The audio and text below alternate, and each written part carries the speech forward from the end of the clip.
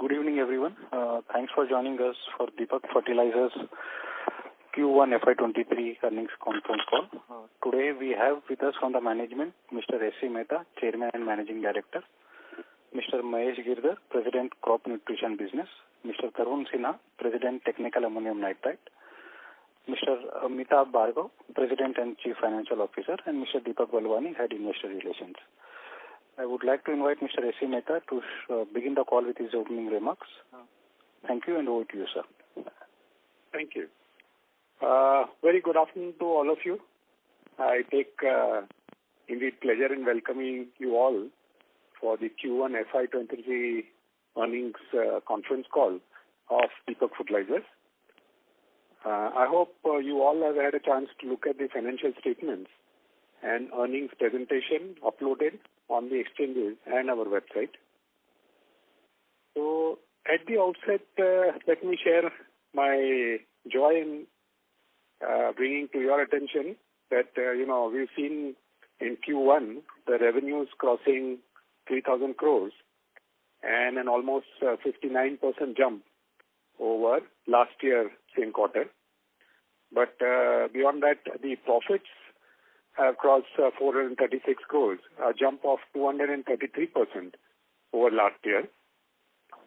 And we saw almost over 87% of our segment profits were contributed by the chemical segment. And all of this despite a huge jump in all the raw material costs that we saw. So, obviously, two aspects that could emerge in anyone's mind, and I thought I'll share some of those insights, and then, of course, draw Amitabh, our CFO, to take you through the details. So, if I were to look at three undercurrents, besides, the price increases and the broad turmoil that all of us are seeing because of the Ukraine war and other things. But if one were to look at a fundamental level, there were three undercurrents that I saw. So one is at the macroeconomic level, we continue to see an excellent alignment with the India growth story that all our businesses are having, and particularly the chemical segment. So be it mining, infrastructure, or China plus one shift, all of it, bringing in a good positive undercurrent, which is going to be ongoing. And despite such price hikes, even in our finished products, one aspect that was evident was that there was no demand destruction, and actually it was to the contrary. The other aspect that we noticed was there is a resilience in the downstream industry to absorb some of those prices. So those were, I would say, deeper insights. The second insight that we saw was that whatever investments that we have made in strengthening our operational efficiencies, our systems and processes, our supply chain management, all of it got tested. And all of it, despite the COVID, despite the geopolitical situations, it, stood the test of time. So that was the other undercurrent that we saw very clearly. And the third, of course, has been our continued drive to move from commodity to specialty and giving now more customized solutions. That also we are seeing that it is beginning to bear fruits. So if one were to look at what next, what is likely to be the situation as we look at Q2, Q3, Q4 and the rest of the year and maybe years ahead. So one aspect that we see is that we do expect, this kind of a heated situation on pricing to mellow down. We expect lowering of both finished goods pricing as well as the raw material pricing. Now, as is normal that there could be a gap of a month or two between the two. And if the finished goods pricing drop faster than the raw material, it may impact the delta temporarily. And if it's the other way around, it will continue to ensure robust delta. but it is a matter of a temporary adjustment of a couple of months. We do also expect the normal standard bit dampening in the chemical mining sector during monsoons. But that is also a typical phenomenon every year. Having said that, there are again three aspects that I see which will provide a positive thrust for the balance year. So number one that I see is the additional capacities emerging out of our operational efficiencies and debottlenecking will come in handy, which will kick in the balance part of the year. So that is going to be a positive thrust. The second is at an operational level, our continued drive on strong digitization, applied R&D thrust to achieve not only operational efficiency but also customizing, customer orientation. That is going to keep unfolding over the next many quarters to bring in a better positioning. And lastly, on a continual basis, our management strategy change, where for each of our businesses, this move that we are bringing in from commodity to customized specialization, that is going to continue to give us better brand creation and premiums. And that, if you would have seen in the quarter that went by, and of course the quarters that are going to follow, in the crop nutrition business, we are bringing in crop-specific grades more and more. We are branding it as Crop Tech. And it is not just NPKs, but NPK plus micronutrients and, plus a package of practices which are going to be focused on specific crops. Even on the acid business, we are now looking at repositioning some of our products, customizing it to the solar grade nitric acid or steel grade nitric acid. Even in case of IPA, instead of a commodity IPA, we are looking at focusing on specifically on the pharmaceutical sector and also introducing the medical wipes and the sanitizing system for hospitals. Even for the mining sector, in case of technical ammonium nitrate, instead of just focusing on the product, we are now moving towards TCO, that is total cost of operations for specific mines, and bringing in composite holistic solutions as we go forward. So these are aspects which are going to continue to give, I would say, positive tailwind as we see the balance year. Now, as far as projects goes, the ammonia project continues to be on a fast-track execution, no holds barred. And we are looking at, with that coming in, it will bring a solid foundation for all our three businesses to contain the raw material volatility and also, of course, bring in attractive IRRs by itself. And we continue to expect it to be commissioned by first quarter FY24. I must share that the ammonia project will be giving us somewhere close to 25,000 crores of Atmanirbhar or import substitution over the next 10 years, plus a large reduction in the carbon footprint. So we are very happy to contribute to the larger interests of India in that fashion. Similarly, our TAN project work has begun at site, and there again we target to complete by second half of 2024.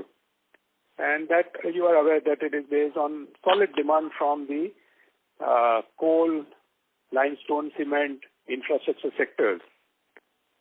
So with the above two projects, we will, in that sense, complete our strategic capex drive. Based on, if you recall, we had, two drivers, strategic drivers there. One was to get our size right. So with this now fertilizers we have invested, triple our capacity, acids we have invested, and we are probably Asia's largest. With the TAN coming in, we will be among the world's top three, and then ammonia coming in to feed all the three businesses.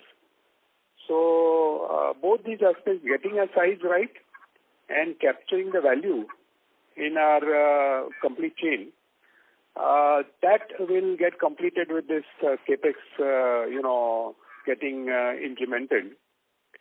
So what will follow will be our strong forward integration drive, moving from commodity to solution specialty. And that will, of course, unfold quarter on quarter, as we work harder to customize each of our products to the specific needs of each of the end segments. So with this overview, let me hand you over to Amitabh Bhargava, our CFO, President Finance, to now take you through the nitty-gritty details of how the quarter went by. Amitabh? Yes. Thank you, Mr. Mehta. Good afternoon, ladies and gentlemen, and thank you for joining the Deepak Fertilisers and Petrochemicals conference call to discuss Q1FY23 results. We maintained our growth momentum while concentrating on transformation initiatives, and in fact, Q1 was our best ever quarterly performance. We reported a total operating revenue of rupees 3,031 crores, an increase of 59% YOY compared to the same period last year. Our operating EBITDA augmented to rupees 740 crores compared to rupees 290 crores in Q1 FY22. Operating EBITDA margins expanded significantly to 24.3% from 15.2% during Q1 FY22. Our net profit for the quarter recorded a growth of over 233% YOY to rupees 436 crores with margins of 14%. Chemical segment, as Mr. Mehta was also mentioning earlier, contributed to about 87% of total segment profits. Going into a little bit of our details in chemical segment, during the quarter, our manufactured specialty chemicals business recorded a revenue of 1,771 crores, an increase of 95% compared to Q1 FY22. Segment margins expanded from 19% Q1 FY22 to 41% in Q1 FY23. Manufactured assets for the quarter recorded a revenue of rupees 424 crores, an increase of 156% versus last year, and manufactured IPA recorded revenues of rupees 98 crores. Manufactured mining chemical business recorded a revenue of rupees 1,078 crores, an increase of 177% YOY during the quarter. Mining chemical business volumes were supported by continued demand from coal, as reflected in Coal India and SCCL's overburden performance. AN melt, ammonium nitrate melt volumes grew by 39% YOY, high density ammonium nitrate by 15% YOY, and low density volumes declined by 16% YOY. During the quarter, our IPA plant operated at capacity utilizations of 58%, and both acids and TAN operated at 91% and 111% respectively. As far as the fertilizer segment is concerned, the revenues grew by 26% YOY, although segment margins were largely impacted on account of sharp increase in raw material prices. With steep increase in raw material prices such as ammonia, phosphoric acid and MOP, the production cost of fertilizer has been significantly higher compared to the same period last year. NP, NPK inclusive of our crop tech recorded a sales growth of 36% YOY to rupees 1,121 crores in Q1 FY23, and Bensol sales increased by 109% YOY to rupees 52 crores in the Q1 compared to Q1, in fact 52 crores, increased by 52 crores, or increased to 52 crores, in Q1 FY23. NP NPK plants operated with utilization levels of 75%, and Bensol plant operated at 76% utilization level.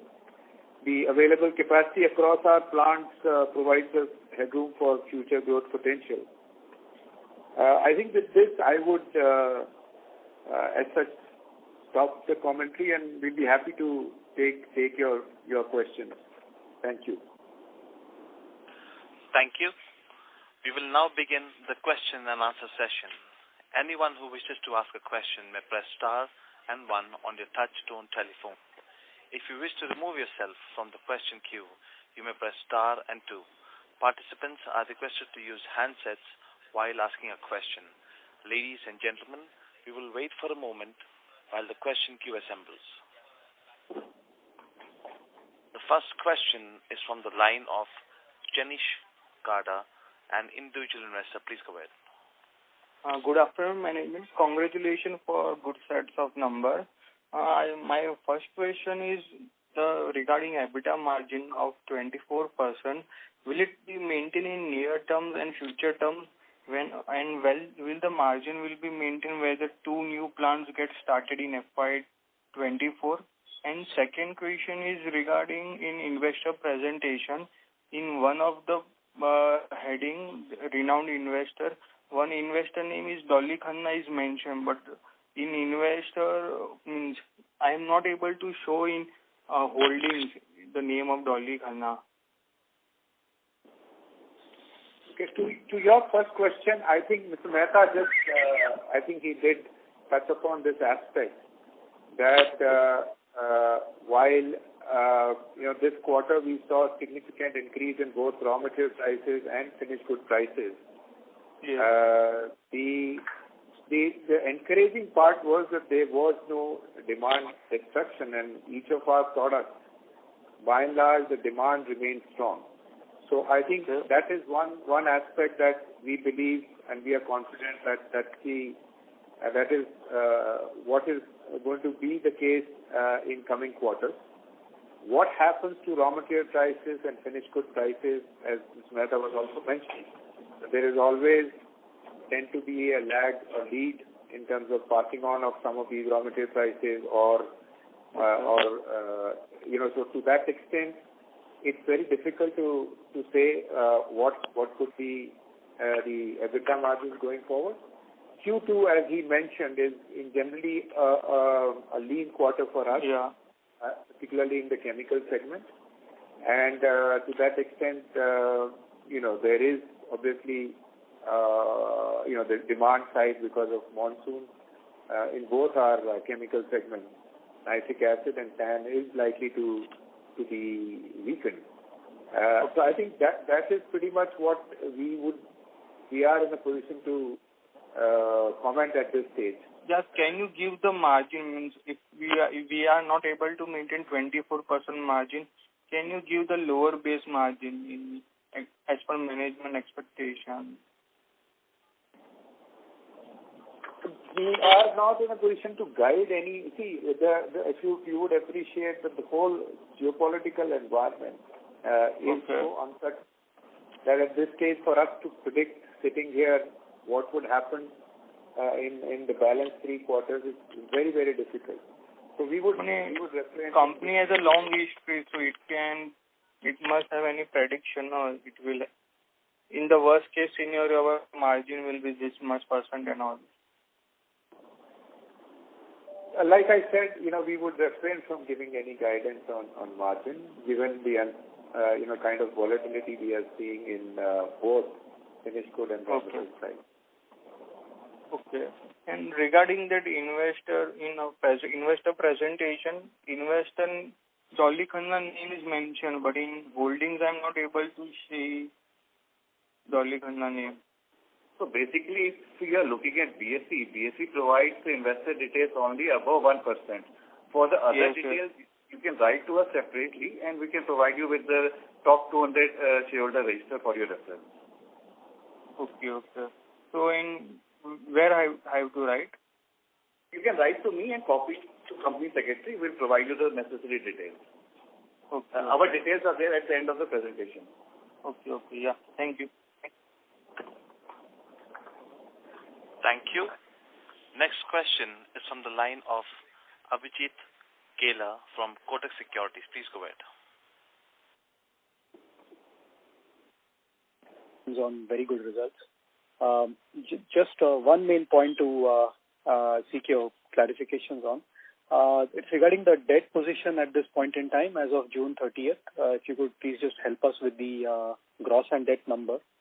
And also how much CapEx has already been executed on the ammonia project and how much is pending to be spent.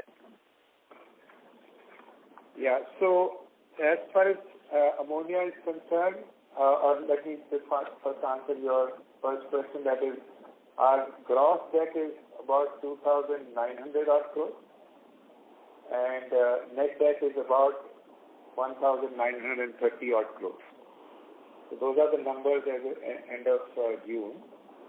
As far as ammonia capex is concerned, out of 4,350 that we had estimated, we have already spent a capex of about 2,850 odd crores, and therefore the balance, 4,350 minus 2,850 is what is yet to be incurred, which largely will get incurred in completing the project. As we mentioned, that it's likely to be commissioned in Q1 of FY24. Understood. So, not sure if you are in a position to sort of look ahead until the end of the year, but would it be reasonable to conclude that net debt by the time of the project is commissioned, the ammonia project, will probably be less than 3,000 crores at the end of it? Well, difficult to say, but ammonia, like I said, we need to incur roughly about 1,500 crore additional. And out of this, roughly, I think half of it will come by way of debt and half of it will come by way of equity. So as such on ammonia, yes, gross debt perspective, it will add about 750 odd crores by the time project is complete. But when it comes to net debt, I think it will all depend on our internal cash generation and cash position. So that I wouldn't be able to give you any guidance at all. Great. That's very helpful. And one last thing was just in terms of the situation on the ground in terms of gas prices and ammonia prices. So what is your thought process in terms of finalizing any gas contracts, and how are you seeing the economics for the ammonia project at current market levels? Thank you so much. So at current market level, as much as the gas prices are elevated, even ammonia prices are high, and I mentioned that in earlier calls also, that at the current prices, including the state incentive that we have where we get 9% SGST reimbursement till we recover 75% of our capex, and some of the energy related benefits that we have at the new project, the margins are currently at, I would say significantly better than what we had when we had started the project, almost in the range of $400 to $500 per ton. As far as gas and ammonia prices are concerned, you would appreciate that gas is also getting driven by what's happening in Europe, particularly because of Russia-Ukraine war and the stand taken by Russia on supply of gas to Europe, and therefore Europe also trying to bridge the gap through various LNG imports from US and other geographies. So I think that aspect of it is, honestly, we are seeing pretty much every 2-3 weeks there is new news, new development. Very difficult to predict. The second factor that may affect the gas prices also is how severe the winter is as we move into winter for Europe and US. I think all of those aspects will play kind of a significant effect on gas prices and to an extent ammonia prices, because ammonia prices are, given the incremental cost of or marginal cost of production of ammonia is dependent on what's happening in European gas prices. There is a level that there seems like a strong linkage at this moment between these two commodities. But it's very, like I said, it's pretty much every month is a new development. Very difficult to predict what might happen. Understood. Thank you so much, Amit. I wish you all the best. Thank you. Next question is from the line of Vidhi Dadia from Vedant Securities. Please go ahead.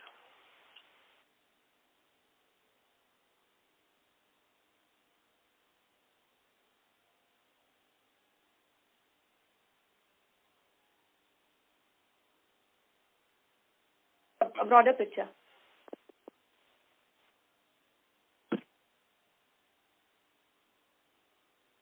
Hello. Hello. Hello. Yeah, go ahead, please. Hello. Are you able to hear me, sir? Yes, we can hear you. Please go ahead with your question. Okay. Sir, my question is, can you help us with the volume and realization trends in TAN and nitric acid for the next 2 quarters, a broader picture?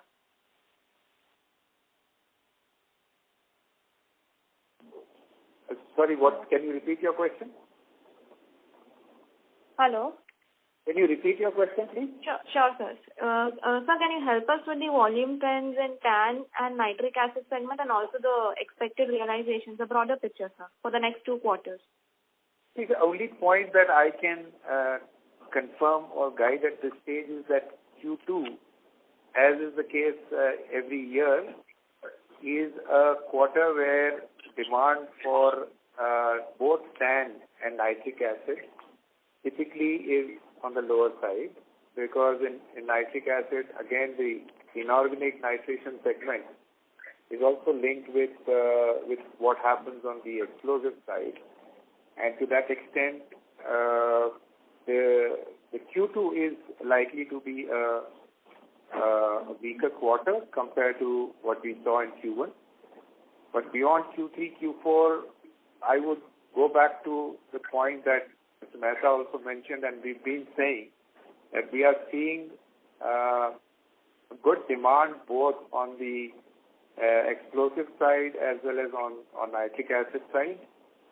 Explosive driven by coal as well as infra and cement segment, and nitric acid largely by nitration segment, which is again is somewhere we're seeing that China plus one shift, and a lot of our downstream customers are seeing very strong demand of their products and their order book. So I think that with that directionally, I think Q3, Q4, we expect the demand to continue to remain robust. I think that's pretty much what I would be in a position to say at this stage. Sure, sir. Thank you so much, and congratulations on a good quarter and right direction. Thank you, sir.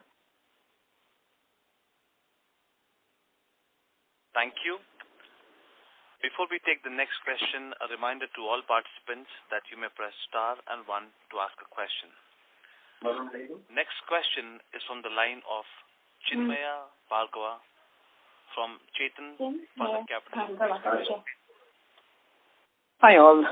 Nice to meet you. I hope you can hear me. We can hear you. Please go ahead. Okay.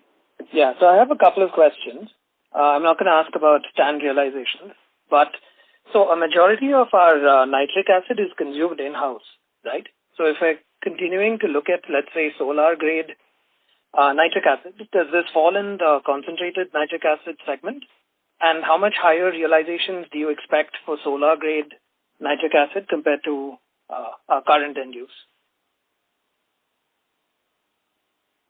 So we are right now in the process of developing some of these products based on the requirement we are seeing in these segments, and therefore it is till we establish the volume as well as what value add that we need to do, meaning that what is the additional cost to be incurred and what realizations can we make. It's right now we are not in a position to guide you on the margin, But needless to say, the whole idea of getting into specific segments and catering to specific requirements of the end user is to basically look at value-based pricing, and that's what we expect, that therefore the margins are likely to be better than the plain vanilla grade nitric acid. Okay, and are we thinking about expanding our capacities in concentrated nitric acid after the TAN capacities, or is it too early to think about that right now? It's too early. Board hasn't taken any decision, so I won't be able to guide you anything on that. No, that's fine. Next question is, I've been hearing of the coal industry looking at a PLI scheme for TAN. Could you share if there's talks of that happening? We don't have, we've been obviously, because of the way PLI scheme was proposed by the government, we were also exploring whether that would be available for TAN, but as of now we don't have any firm news on that. We've also, like yourself, we have also heard it in the press. So I don't have anything firm to mention. Okay, fine, that's fair. Last question from my side is, could you just tell us about the consequence of the income tax issue that we had for 500 crores? I know we said we're confident of descending it, but if you could give me some details on why we're confident and where this stems from. Thank you. So essentially,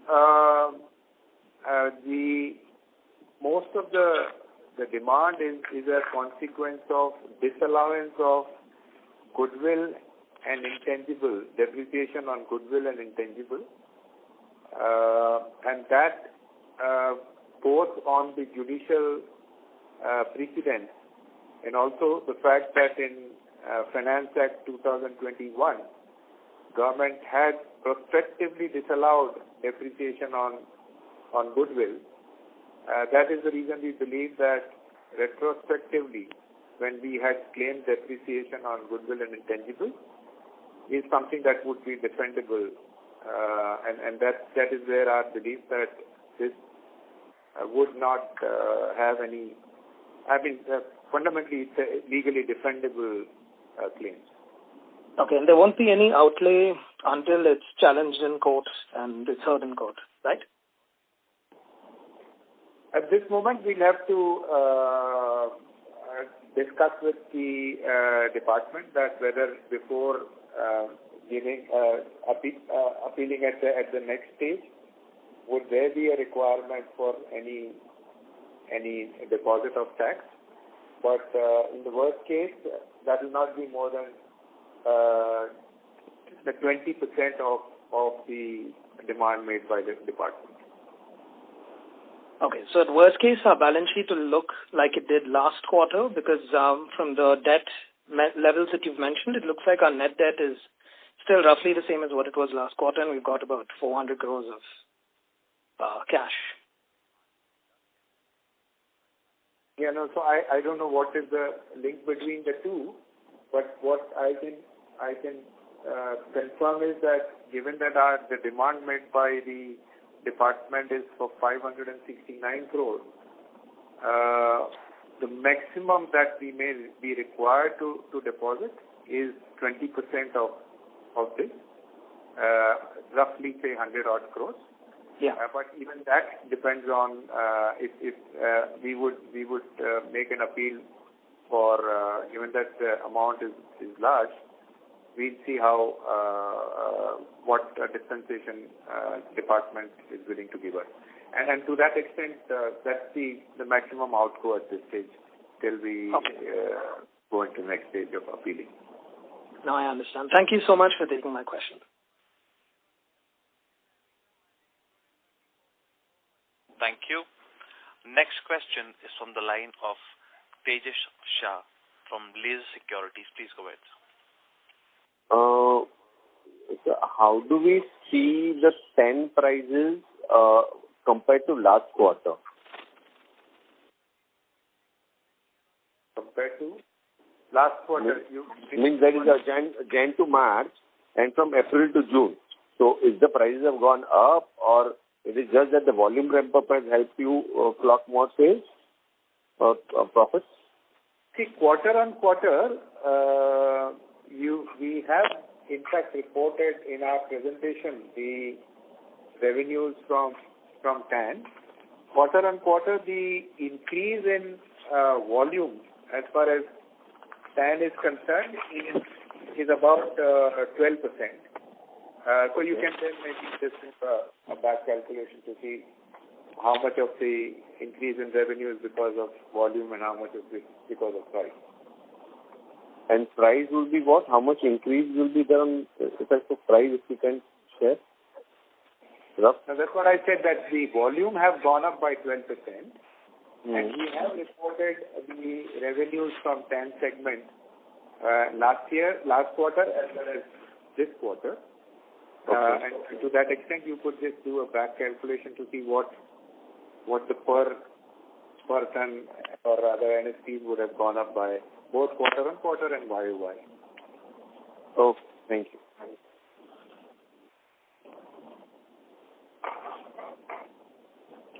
Thank you. Next question is from the line of Darshan Javeri from Crown Capital. Please go ahead. Hello, sir. Am I audible? Yes, please. Yeah, so congratulations on a good set of numbers, sir. I just wanted to ask, after our project completion, what kind of revenue can we foresee for the next year, or something could that be available to be guided, or what would be the benefit, or if not the revenue, then the benefit of the new ammonia plant? See, as I said that ammonia would largely is for our own consumption. So on a consolidated level, it would not lead to increase in revenue, but it would, depending on the margins that we make in ammonia projects, which is typically the ammonia gas delta, on which I've just, earlier I had answered that question. That is the likely improvement as far as the margins or bottom line is concerned. But from a revenue perspective, it is console level, it will not as such result in because it's all entirely for our own captive consumption. Okay. Thank you for that answer, sir. And sir, we've seen very good growth in this quarter one, sir. So how much of it would be sustainable going forward? I imagine our demand is, we don't see any problem in demand, so the revenue in quarter one could be assumed as sustainable? Look, revenue, I think two aspects that we mentioned, and I would again draw your attention to those. One is that if you look at the capacity utilizations in some of our segments, there is still a good headroom available in terms of better capacity utilization. So if the demand, with the exception of Q2, which has its own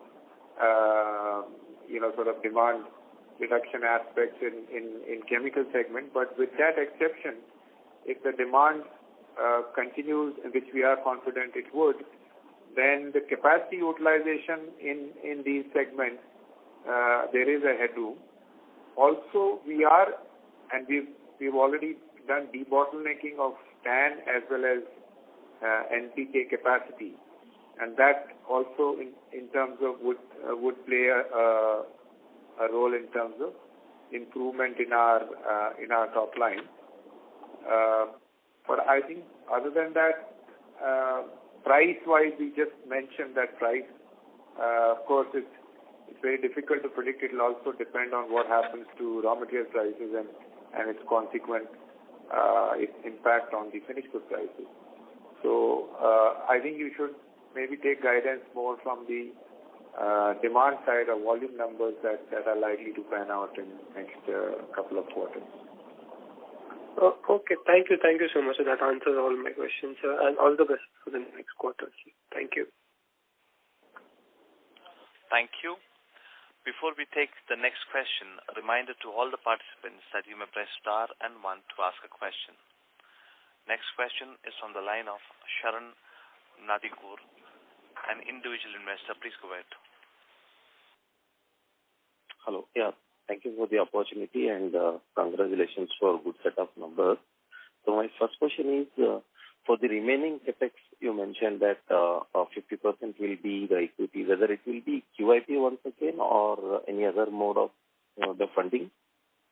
No, this is largely through internal generation. Sorry? It will be largely through internal generation and the existing cash balance that we have.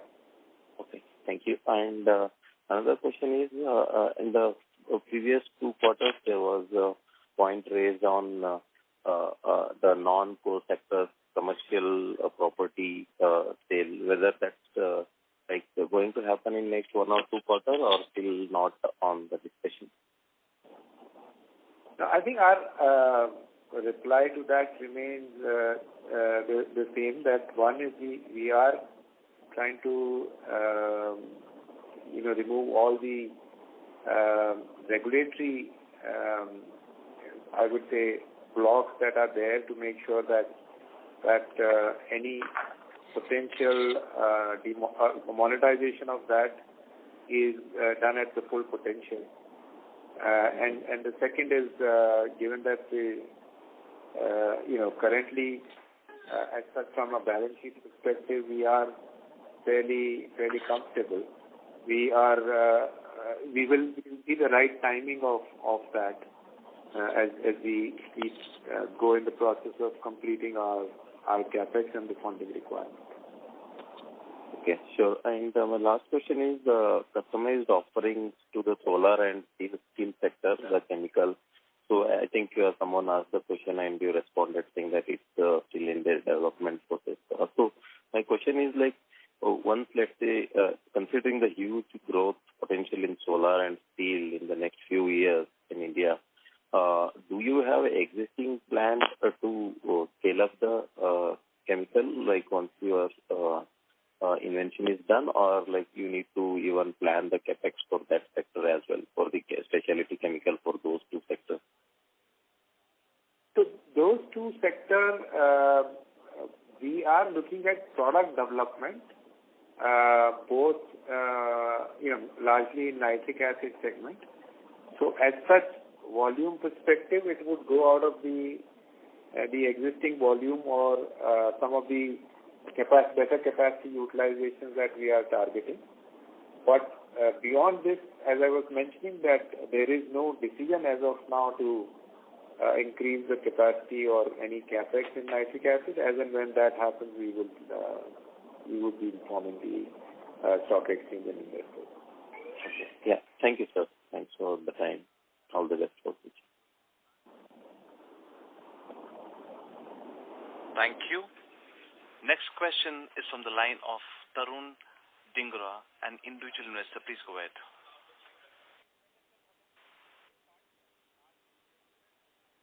Good evening to all participants.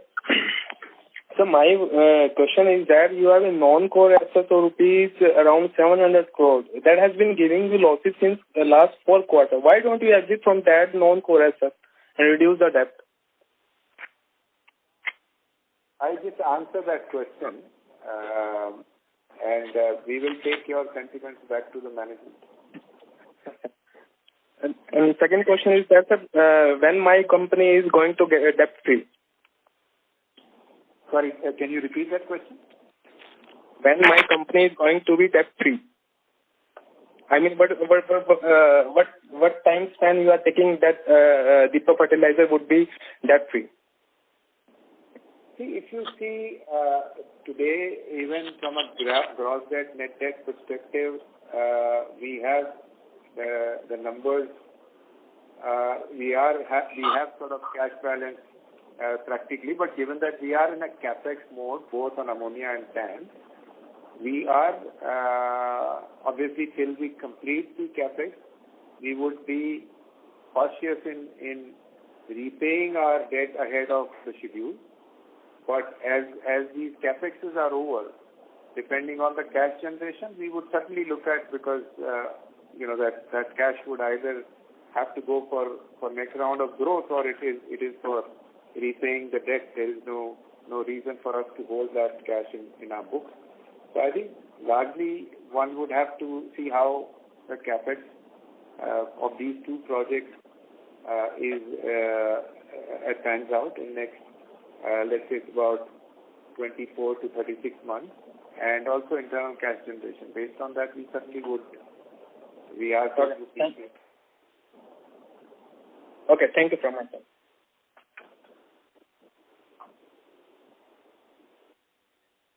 Thank you. The next question is from the line of Madhav Marda from Fidelity. Please go ahead.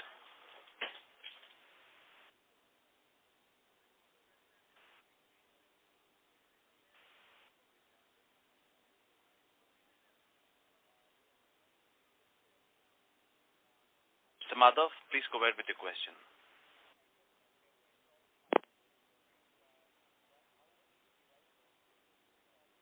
Since there is no reply from the line of Mr. Madhav, we'll go ahead with the next question.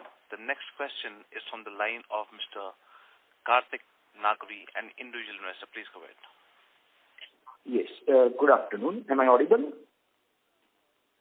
Hello. Yes. Good afternoon. Firstly, I'd like to congratulate you for a very good set of numbers. I have two questions. In the opening comments, the chairman mentioned regarding the pricing of the chemicals, wherein there would be sometimes a lag, wherein the raw material prices may rise, but the finished product prices might not rise, and the other way around. What I would like to know is that in this quarter, have we had the benefit of the raw material prices going down and the finished product prices not coming down, or vice versa? And my second question is, you made us understand regarding the price of gas and ammonia. What I just want to know is the company assured of gas supply when the ammonia project starts? So, to your first question, as I said that, if you look at the volumes in chemical segment, both TAN and acid, you can also look at what the margins have been, or compared to the volume growth, what has been the overall sales growth. And to that extent, yes, I think that the margins have expanded, and so it's obvious that the finished good prices have obviously, compared to raw material prices, finished good prices have seen higher expansion. But the second aspect on your question on the gas availability. See, gas availability per se is not a challenge even today, because India has enough LNG terminals and therefore import capacity. Also, both ONGC, Reliance, what we understand based on the progressive auctions that have happened from their fields, they also have the plans to increase their production profile. And to that extent, a combination of both domestic and imported gas, if there is enough availability, it is more about at what price is this gas available, and which is where I earlier mentioned that today, even at the current prices of gas, so we also keep buying spot gas every quarter, incremental quantity based on our production profile or our internal utility consumption, and we are buying gas even at this price, current price in our overall portfolio. And to that extent, it's the price and what effect does it have, or what kind of margins can one make with the current prices of ammonia is the aspect that one has to track, but availability is not an issue. Okay. Thank you. Thank you very much. Thank you. Next question is on the line of Madhav Marda from Fidelity. Please go ahead.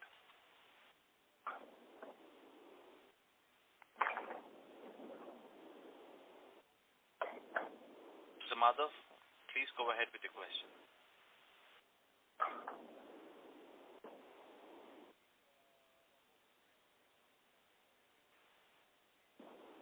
Mr. Madhav, if you have muted yourself from your phone, please unmute yourself and go ahead with your question.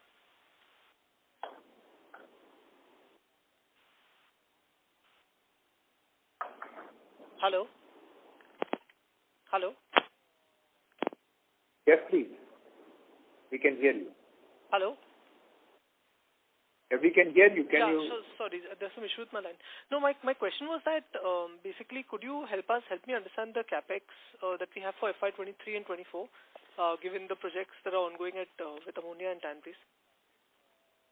So in ammonia, which we are targeting to complete by Q1, let's say somewhere in May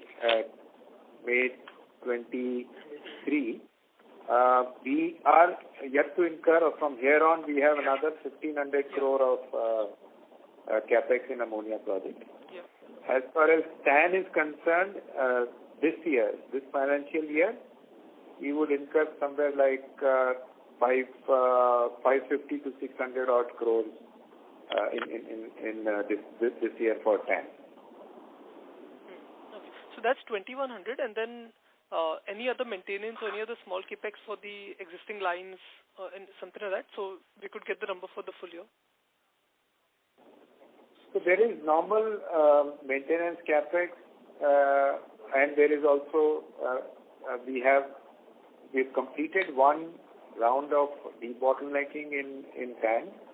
The second phase of debottlenecking, we are still awaiting the technical details, and depending on that, though the numbers are not going to be very, very big as far as debottlenecking expenses, but those would be the additional expenses beyond the TAN and ammonia capex.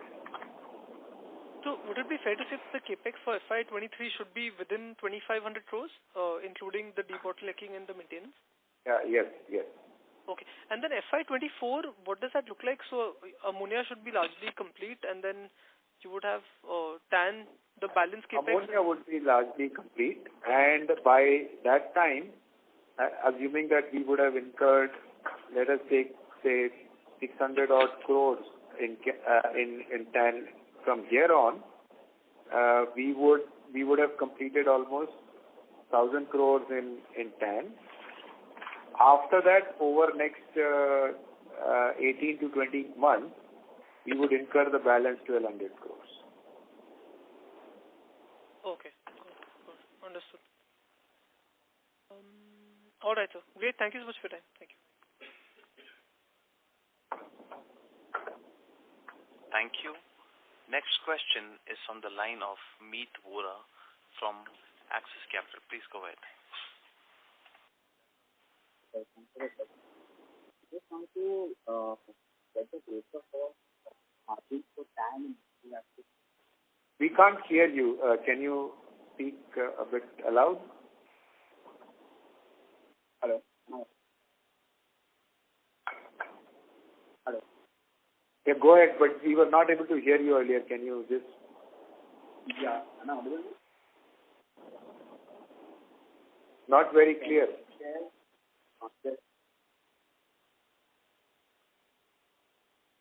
Mr. Meet, you are audible. Can you speak a little louder? Yeah. Sir, can you share the segment-wise margins for TAN and nitric acid both? We don't report segment-wise, as in we report chemical segment and fertilizer segment, and that is, we've already shown that in our earnings presentation.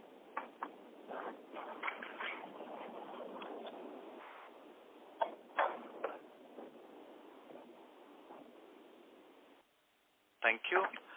Next question is on the line of Nishit Shah from Equitas Investment. Please go ahead. Sir, I'd like to congratulate on this great set of numbers. Sir, I have only one question. So in Q1, you highlighted we faced some issues which impacted our capacity utilization. So in Q2, are we facing any issues? Sorry, what? Can you repeat that question? Yeah. Q1? So in Q1, we highlighted in our presentation that there were some issues which impacted our capacity utilization. So in Q2, are we facing any issues? No. So in Q1, one effect was of raw material, rather raw water shortage, which was because of MIDC had taken some maintenance shutdown of their pipeline. And now that is over. So as such, that is unlikely to affect.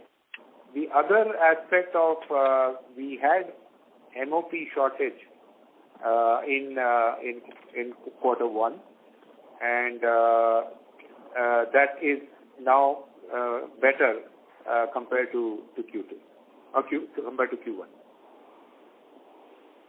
Okay, that's it, sir. Thank you. Thank you. Next question is from the line of Priyan Purohit from Kamayakya Wealth Management. Please go ahead. Hi, sir. Thank you so much for taking my question. So, I can clearly see that, since if I compare to FY21, the chemical segment has been contributing quite significantly to your bottom line specifically. So, just wanted to understand do you have any plans for doing any capex for the fertilizer segment, or probably entering into some niche fertilizer segments which are, maybe not NPK based, maybe something like potassium based fertilizers, or just wanted to know your outlook on that segment. Thank you. No such plan or decision taken by the board. Okay, all right. Thanks a lot, sir. And secondly, just wanted to ask that there's been a sharp drop in IPA capacity utilization if I compare it with Q4. I think it has dropped from 88% to 58%. So what's the reason for that, sir? Are you already experiencing the muted demand that you are saying, which you're foreseeing in Q2? Are you already experiencing those headwinds right now? So IPA had some production challenges because of raw water, but other than that, IPA margins were under pressure.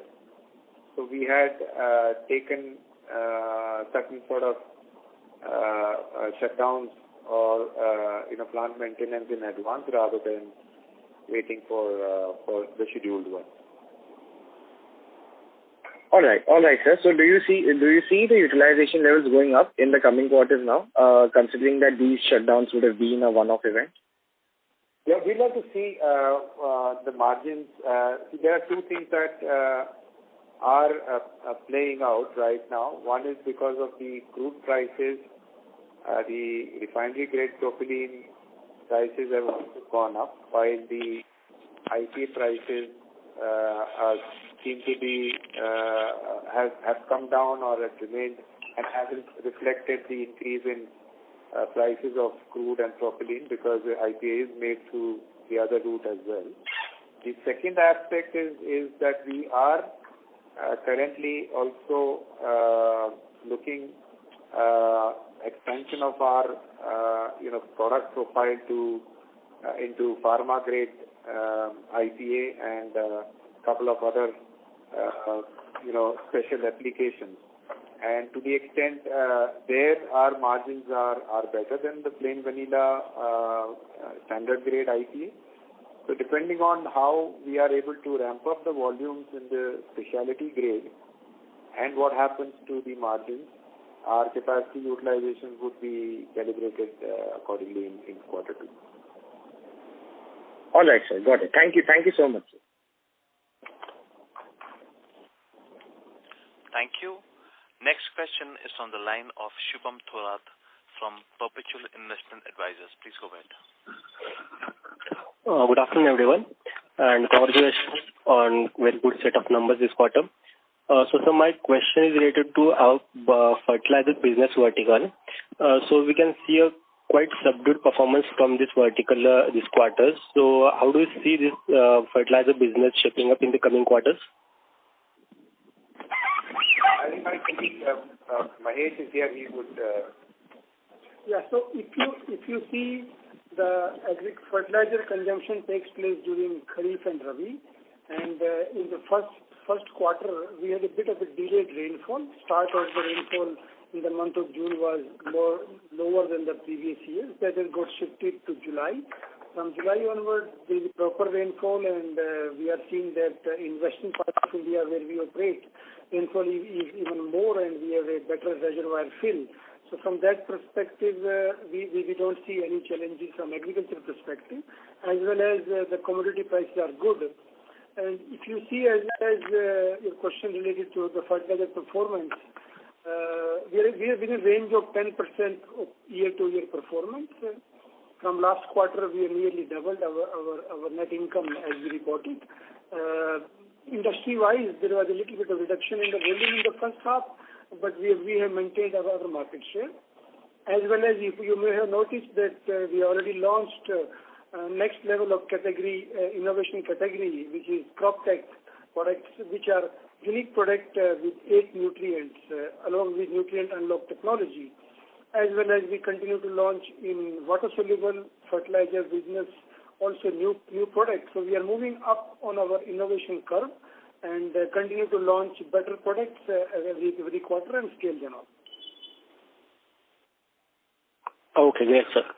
And just a small clarification. So, did you say that Greenfield ammonia project is going to be commissioned by Q1 FY24, and TAN plant is going to be commissioned by second part in FY24? Is that right?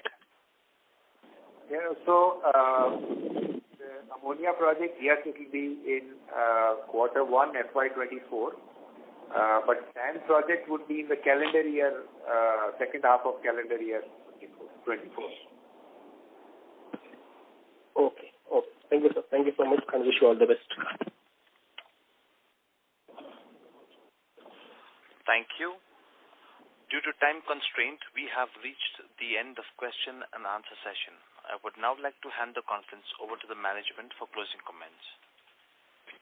Well, ladies and gentlemen, thank you so much for your participation. And for any further queries or clarifications, please do get in touch with our investor relationship team. Thank you once again. Thank you. Thank you. On behalf